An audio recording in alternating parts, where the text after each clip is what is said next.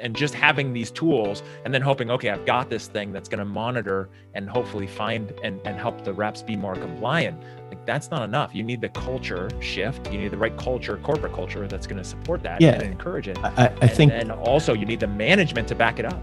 I think what you know, and I do a shameless plug for you at the same time is that sometimes you get that, what they call stinking thinking. I haven't read any self-help books in my life. So you get that, blue well, like let's just throw them all out, right? Let's get them all going in one conversation if we can.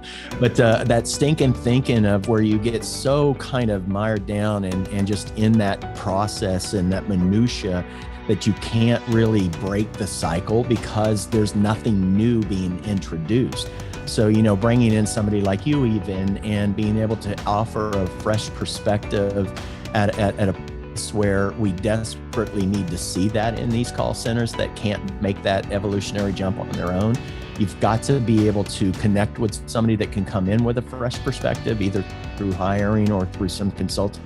You have to network with other people. It was amazing on some of the calls that I've been on, some of the webinars where I've moderated multiple call centers, asking questions. And what was amazing in most of those calls was the difference in ideology and philosophy and management styles from call center to call center. And you could clearly see in some of these cases where there's a call center that absolutely gets it and is crushing it, and another call center that's just struggling to figure out, how can I keep up? And did they do 4 bathroom breaks last hour? Holy cow, and that's kind of the mentality and the mindset that I see out there. And I want to tell people that, like, there are people doing it right.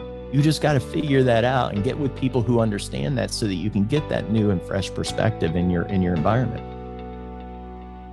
Well, I appreciate the shameful plug.